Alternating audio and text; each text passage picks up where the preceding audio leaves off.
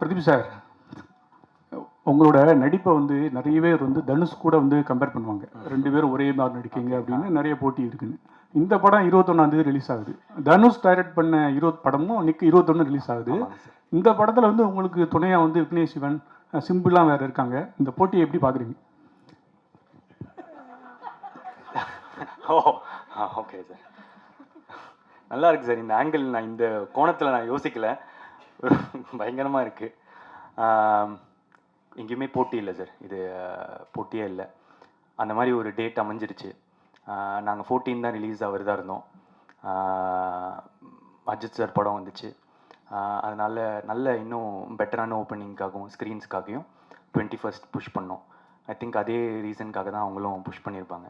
அந்த மாதிரி ஒரு விஷயம் அமைஞ்சிருச்சு, அவ்வளோதான் சார். டேரக்டர் சார்,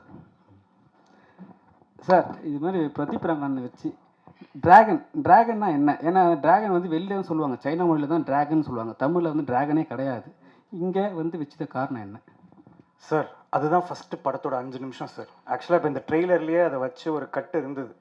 ஆனால் அது சொன்னால் வந்து ஆடியன்ஸ்க்கு அந்த சர்ப்ரைஸ் போயிடுமே அப்படின்றதுக்காக தான் அதை ரிவீல் பண்ணலை, அது என்ன டிராகன் அப்படின்னு. பட் டிராகன்றது மட்டும் நான் என்னன்னு சொல்லிடுறேன். நம்ம காலேஜ் படிக்கும்போது நீங்கள் எல்லாருமே ஒரு பீரியடில் எல்லா காலேஜ் படிச்சிருந்தாலும் ஃபஸ்ட்டு உள்ளே என்ட்ரு ஆகும்போது ஒருத்தனை பற்றி பேசுவாங்க, டே அந்த சீனியராக பயங்கரமான ஆள்ரா, அராஜகம் பிடிச்சவன்டா அவன், யூ அப்படின்னு சொல்லிட்டு அவங்க கூட எல்லோரும் ஃப்ரெண்ட் ஆகணும்னு ஆசைப்படுவாங்க, அவங்க கூட க்ளோஸாக இருக்கணும்னு நினைப்பாங்க. ஏன்னா அவங்க கூட இருந்தால் ஒரு அட்டென்ஷன் கிடைக்கும். சீனா சுற்றுவார். ஆனால் காலேஜை விட்டு அந்த பையன் வெளியே போனதுக்கப்புறமா இவனை பார்த்து கை தட்டினவங்க அவங்க யாருமே வந்து கண்ணில் படமாட்டாங்க. இவர் சொன்ன மாதிரி தான், இப்போது மிஷ்கின் இந்த இதில் சொல்லிப்பேன், ஒரு நாய் கூட மதிக்காதுன்னு வச்சுக்கோங்களேன். அந்த மாதிரி ஒரு கேரக்டர் ஒரு 4 செவத்துக்குள்ளே, ஒரு 4 அந்த காலேஜ் காம்பவுண்டுக்குள்ளே கெத்தாக இருக்கிற ஒரு பையன், அதாவது ஹீரோவாக இருக்கிற ஒரு பையன் ரியாலிட்டியை ஃபேஸ் பண்ணும்போது ஒரு ஜீரோவாக மாறும். அவன் என்னெல்லாம் ஃபேஸ் பண்ண போகிறான் அப்படின்றது தான் டிராகன். ஸோ டிராகன்றது இப்போது எப்படி சொல்கிறது, இப்போ அந்த பேருன்றது ஒரு பட்ட பேர் மாதிரி. இப்போ நான் காலேஜில் உள்ளே என்ட்ரு ஆகும்போது ஐடி சிவான்னு ஒருத்தர் இருந்தார். எல்லாரும் ஐடி சிவான்னு வாங்க இந்த ரேகிங்லேருந்துலாம் தப்பிக்கிறதுக்கு. நான் போய் ஐடி சிவா கிட்டே ஐடி சிவான்னு சொல்லி மாட்டிக்கிட்டேன். ஸோ அதனால் அப்போ என்ன ஆச்சுன்னா எனக்கு தொங்க விட்டாங்க தலைகீழ். ஸோ அந்த மாதிரி இப்போ டிராகன்றது ஒரு கேரக்டர். அதில் வந்து டிராகன்னா கொஞ்சம் ஃபயராக இருக்கும் பேர், கரெக்டாக? அதனால் அந்த பேருக்கும் ஒரு காரணம் இருக்குது. அது ரொம்ப சர்ப்ரைஸ் அழகாக இருக்கும், நீங்கள் பாருங்கள். அதே சைக்கலாஜிக்கலாக அந்த கேரக்டர் ஏன் அப்படி உருவாரன்றதும் படத்தில் இருக்குது. நீங்கள் ஓமை கடவுளை உங்களுக்கு பார்த்து உங்களுக்கு அது பிடிச்சிருந்ததுன்னா அதில் இருக்கிற இது வந்துட்டு இந்த படத்தில் ரொம்ப ஸ்ட்ராங்காக இருக்கும். ரொம்ப ஒரு அழகான ஒரு இதோட வரும். சிம்பு பாடிட்டு என்ன சொன்னார் சார்? கொஞ்சம் எக்ஸாக்டாக ஞாபகம் இல்லை எனக்கு.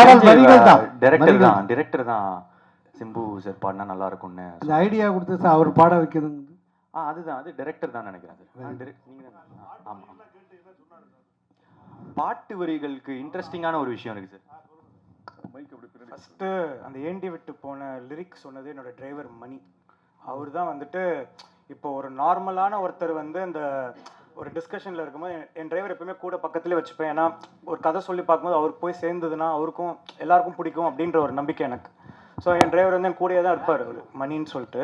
ஸோ ஏண்டி விட்டு போன அப்படின்றது எப்படி வந்துச்சுன்னா, ஒரு பொண்ணு ஒரு பையனை விட்டு போயிடுறா. ஸோ என்னவா இருக்கலாம்னும் போது பிரிந்தாய் அன்பே அது இதுன்ட்டு வந்துட்டு இருந்தது. டேய் டிராகன் வந்து ஒரு சாதாரண பையன், ஜாலியான பையன், அவர் பொண்ணு விட்டு போகிறான்னா என்னடா கேட்பான் அப்படின்னு பேசிகிட்டு இருக்கும்போது, நான் என்னால் ஒரு பொண்ணு விட்டு போனால் ஏண்டி என்னை விட்டு போனேன் அப்படின்னு கேட்பேன். அப்படி வந்தது தான் ஏண்டி விட்டு போனேன். ஸோ அவர் ஃபஸ்ட்டு நான் அமிச்சும் போது, அஸ்வத் நான் இதெல்லாம் பாட மாட்டேன் சார், பிரேக்கப் சாங்லாம் நான் பாட மாட்டேன் அப்படின்னு சொல்லி சொன்னார். சார் நீங்கள் ஒரு வாட்டி கேளுங்க, உங்களுக்கு பாட்டு பிடிக்கும் நம்புகிறேன், நீங்கள் பிடிச்சா பாடுங்க அப்படின்னு சொல்லிட்டு அமிச்சோம். அவருக்கு அமிச்சதுக்கப்புறம் அவருக்கு ரொம்ப பிடிச்சிருந்தது. Purely based on merit of the song. அந்த பாட்டு அவருக்கு ரொம்ப பிடிச்சதுனால பாடினார்.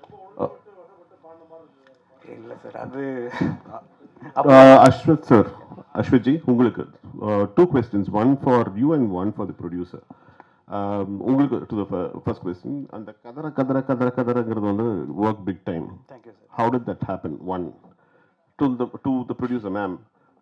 அதுக்கு வந்து நீங்க one of your tweets வந்து you mentioned that what all these people do when I'm not in office. And அதுக்கப்புறமா வந்து these people went abroad and then you had a song that was shot in several European countries. So were you not aware of it? And what made you put those statements? First of all காசு போட்டு அமிச்சது producer தான். அவங்க காசு கொடுத்தா தான் போக முடியும். Second வந்துட்டு அங்கே போனதுக்கப்புறமா ஆக்சுவலாக it was an idea of Pradeep to bro, இங்கே இவ்வளோ தூரம் ஃபாரின் வந்திருக்கோம், நம்ம ஏன் ஒரு ப்ரோமோ வீடியோ பண்ணக்கூடாதுன்னு சொல்லிட்டு இது ஸோ நான் ரொம்ப பிஸியாக இருந்தேன் ஷூட்டிங்கில் சாங். ஏன்னா நிறைய கண்ட்ரிஸ் ட்ராவல் பண்ணுறோம், we had to capture the entire இது, டைமிங் பேஸ் பண்ணி ஷூட் பண்ணணும் அப்படின்னு. அதுக்கு நடுவில் சின்ஸ் பிரதீப் சொன்னதுனால எனக்கு அது ஒரு வேலிடாக பட்டுச்சு அந்த இது. ஸோ அந்த இதில் வந்து சரி ஓகே அப்படியே சேர்ந்து பண்ணலாம் அப்படின்னு சொல்லிட்டு அப்படியே ஆரம்பித்தது தான். ஸோ அது என்ன ஆச்சுன்னா அதை எக்ஸாக்டாக அப்படியே சொல்கிறோம். ஸோ இந்த மாதிரி கான்செப்ட் ஒன்று பண்ணிட்டோம். So Pradeep's idea was to like இந்த மாதிரி நம்ம ஏன் இது கண்டுக்கூடாது, நம்ம ஏன் ஃபாரின் அப்படின்ற அந்த இது வந்துட்டு. அப்போ வந்து என்ன ஆச்சுன்னா ட்ரெயினில் போயிட்டுருக்கோம்.